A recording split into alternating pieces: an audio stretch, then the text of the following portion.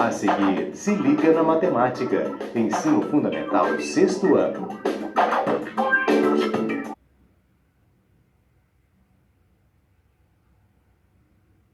Ei, gente, tá joia? Meu nome é Leandro, do canal Leomática Matemática, e hoje eu vou gravar com vocês a terceira semana do PET, que aconteceu no dia 3/6, plano de estudo tutorado, tá? E essa aula hoje vai ser voltada para o sexto ano e a unidade temática é número. A primeira questão eu pedi para o aluno assistir 4 vídeos, tá? E ontem eu estava olhando os vídeos, os 4 vídeos é a mesma coisa, tá bom? Então, antigamente, né, quando não existia lápis, nem papel, nem calculadora, né, o homem contava usando pedrinha. Então, o primeiro sistema de numeração foi o sistema de pedrinhas, tá bom? Por isso que hoje a gente tem a palavra cálculo, que a palavra cálculo nada mais é do que pedra, tá? Olha que interessante, o homem juntava 5 pedras, por exemplo, azul, e era o mesmo que uma pedra verde, tá? E 10 pedras azul era o mesmo que uma pedra vermelha. Então, uma pedra vermelha era duas verdes, né?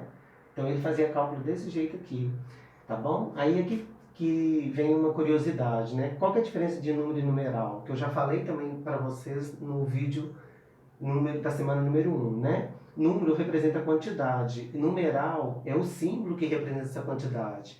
Então, como esse aqui foi o primeiro sistema, o primeiro símbolo praticamente, então isso aqui é o quê? É um numeral, né? É um símbolo que representa o número 5 que a gente conhece hoje como 5, como 1, e aqui como 10, e aqui como 2. Eles faziam nós em corda, tá? Para marcar o tempo e a distância, tá bom? Aí depois, passaram-se os anos, aí a gente vai falar um pouquinho do sistema mesopotâmico.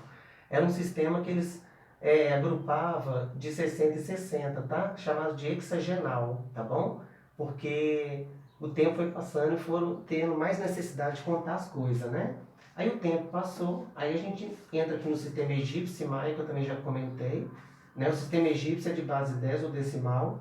Os maias contavam de 20 em 20, vigesimal, tá? E os dois sistemas eu coloquei junto porque eles eram formados por símbolos e desenhos, tá bom? E eu queria falar para vocês que os maias, ó, eles usavam 3 símbolos, tá bom? Uma concha, né, ou um pãozinho, uma pedra riscada, que valia 0, uma bolinha que valia 1 e o tracinho que valia 5. Lembrando que eles que descobriram o zero, tá? A inclusão do zero entrou aqui, ó. Tá? E esse símbolo aqui chama está contido. Um dia vocês vão ver ele uma matéria de conjunto, tá? Já estou colocando aqui. Então tá aqui a concha, o ponto e a barra, né? E eu vou falar um pouquinho aqui do princípio multiplicativo, onde o zero entra. Por exemplo, aqui o zero, tá? Ele está na casa das unidades, representando o vazio. Então nós temos 60 unidades. Aqui o zero à esquerda, ele só tem valor por causa da vírgula, 0,62 ou 62 centésimo. O zero aqui no meio, ele está representando o vazio, né, da dezena. Então, nós temos aqui 6 vezes 100, centenas, 0 vezes 10, dezena, que é 0, e 2 vezes 1, unidade. Então, continuando aqui a questão número 1, gente, depois dos maias, a gente vai passar para o sistema gregos, hebraicos e romanos, tá? Os gregos eram muito famosos pela arte, política e filosofia, tá bom? E os gregos e os hebraicos, eles usavam as letras para representar os números, tá bom? Tipo o alfabeto grego, né? Esse aqui é o alfa, o beta, tá bom? Lambda. Vocês vão aprender um dia, quando vocês estiverem na série mais avançada.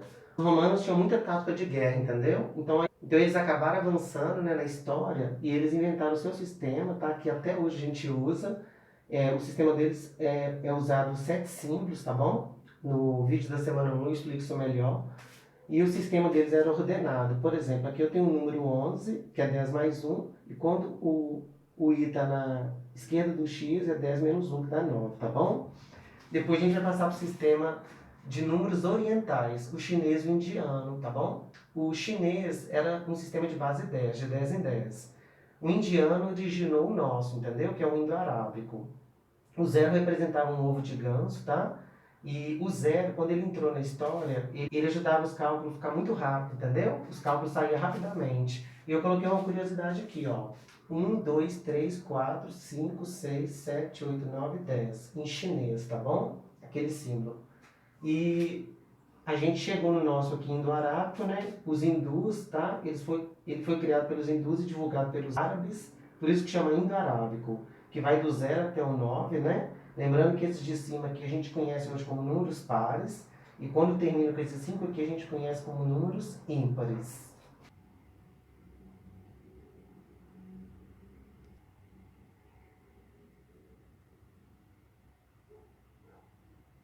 Ô, gente, a questão número 2 tem uma charge aí, né? Aí parece que a professora ou a mãe fala com a aluna assim, que é uma progressão. Aí ele pergunta se é do coronavírus. Se você observar essa sequência aqui, ó, ela está aumentando de dobro em dobro. Por exemplo, 2 vezes 2 é 4. 4 vezes 2 é 8. 8 vezes 2 é 16, vezes 2 é 32. Vai ficar assim até o infinito, tá? Significa que está crescendo muito rápido, né? E é o que a gente está percebendo, inclusive, do coronavírus hoje. Por isso que você tem de lavar sua mão, usar sua máscara, tá bom? E se prevenir para a gente sair logo desse problema. Aí a questão da letra A, coloca na sequência esses números aqui, ó, e pergunta quem que o zero representa nessa posição aqui, entendeu? Aí eu coloquei o seguinte, aqui a gente tem a unidade, a dezena, a centena, a unidade de milhar. Esse terceiro zero aqui, ele representa centenas inteiras ou casas vazias, tá? Por que centenas inteiras? Porque aqui nesse momento eu tenho 10 centenas inteiras, que é 10 vezes 100, que é 1000, mais o 24 que está aqui, dá 1024. 20 centenas inteiras é 20 vezes 100, que dá 2000, mais 48, 2048. Então eu fiz uma decomposição do número, tá bom? E o zero, no geral, representa a casa vazia. Esse zero aqui da unidade, tá? É indicador de 20 unidades. Por quê? Mesma coisa, porque aqui eu tenho o zero que representa a casa vazia, mas se ele não tivesse aqui, o 2 não seria 20, entendeu? Porque aqui eu vou ter duas dezenas inteiras, ó. 2, né, 20 unidades, tá bom? Que é duas dezenas. Aí eu coloquei esse número aqui que ele colocou, 0,320. Esse zero aqui, ele não tem valor posicional, tá? Para falar a verdade, ele nem existe. Esse número aqui a gente lê. Aí a letra B pergunta o seguinte, onde podemos posicionar o zero, né? Aí eu coloquei o seguinte, na direita de um algarismo, já que na esquerda ele perde o seu valor posicional, que é o mesmo que valor relativo. E observações com a vírgula é o contrário. Então vamos fazer um teste. Olha para você ver aqui, ó. 0,320. Vou colocar o mesmo exemplo ali. Nesse caso aqui, esse zero aqui, né, tá na esquerda, ele não tem valor nenhum, tá bom? Agora o zero da direita tem valor, porque se eu tirar ele, o número vira 32. Com ele, o número é 320, tá bom? Então ele tem uma posição aqui, tá? Relativa. Agora, nesse caso aqui, 0,320, esse zero aqui da esquerda, ele tem valor, entendeu? Representando aqui 320 milésimos, tá? Ou 32 centésimos. Por quê? O zero agora da direita, ele não tem valor posicional. 0,320 é o mesmo que 0,32, tá bom?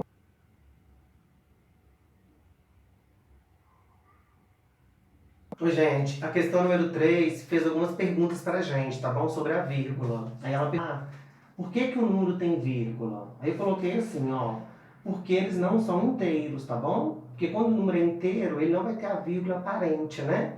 E a vírgula, ela separa o número inteiro de um número decimal. Eu coloquei um exemplo aqui, ó, R$ 2,49, ou 2,49.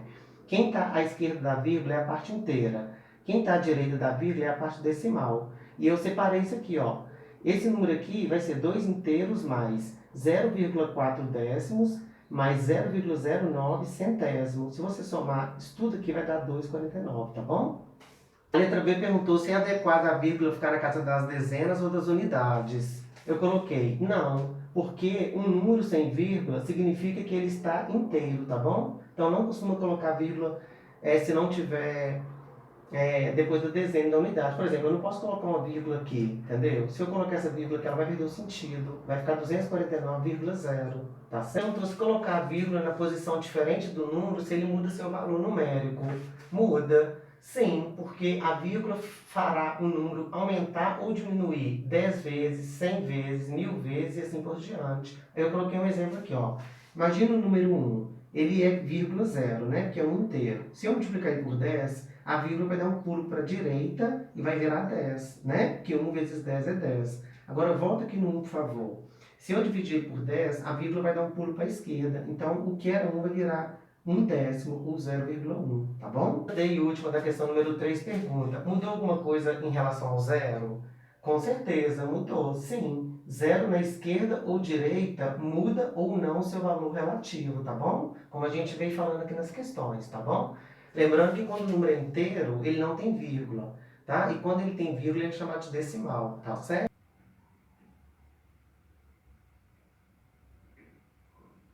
Número 4, gente, eu vou ler aqui para vocês, que é meio português, na interpretação. Maria tem 3 fichas com algarismos e uma ficha com uma vírgula, conforme a figura abaixo. Utilizando as fichas, ajude a Maria a compor a maior quantidade possível de números distintos que representam quantidades com ao menos uma casa decimal. Se você parar para pensar, essa questão número 4 não tem essas fichas, tá? Aí eu coloquei aqui as fichas, ó. Aí você vai fazer ela para mim usando esses 3 números aqui e essa vírgula, tá bom? Aí a letra A perguntou assim, né, que pediu para responder. Será que todos os números que você formou são realmente diferentes? Sim, com certeza, ó. Eu peguei aqui 1,23, 12,3, 3,2, 2,3. Então, desses 4 que eu coloquei aqui, deu para perceber que eles são diferentes, não deu? Então, a letra A está pronta.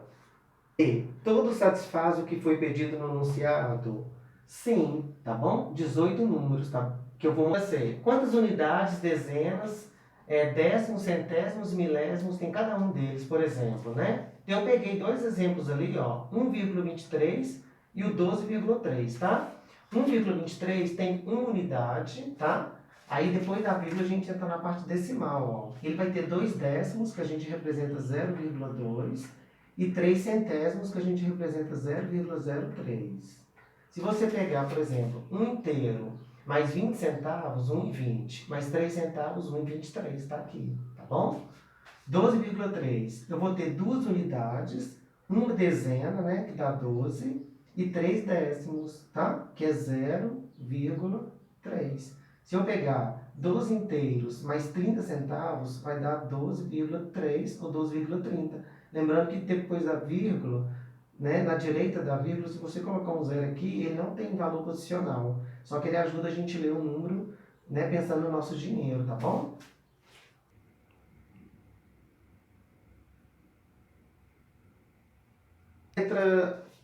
A letra D, gente, perguntou assim: você encontrou 18 números distintos? Se não, pense mais um pouco. Então a letra D, né, eu já formei todos aqui para vocês, tá? Inclusive a letra D e a letra E eu já estou respondendo, porque na letra E ele pede para colocar os números na ordem numérica, ou seja, na ordem crescente, do menor para o maior. Então eu já fiz aqui, ó, 1,2, 1,23, 1,3, que é a mesma coisa que 1,30, tá? Você pode acrescentar aqui com zero, ó, para o número ter a mesma casa decimal.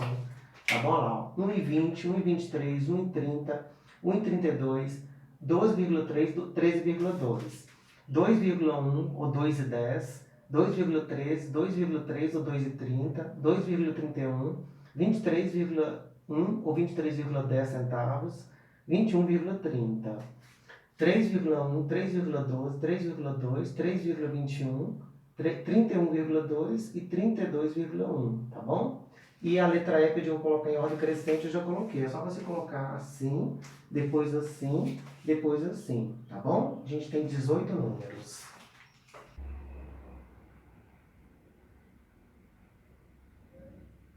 F da questão número 4, tá? A penúltima questão pede para você escrever cada número aqui por extenso, tá? Aí eu vou fazer 2 aqui para vocês. Aí depois vocês vão fazer para mim esses 18 aqui, tá escrito por extenso. Pode fazer atrás do seu pet ou numa folha separada. E quando as aulas voltarem, eu corrijo para vocês, tá bom?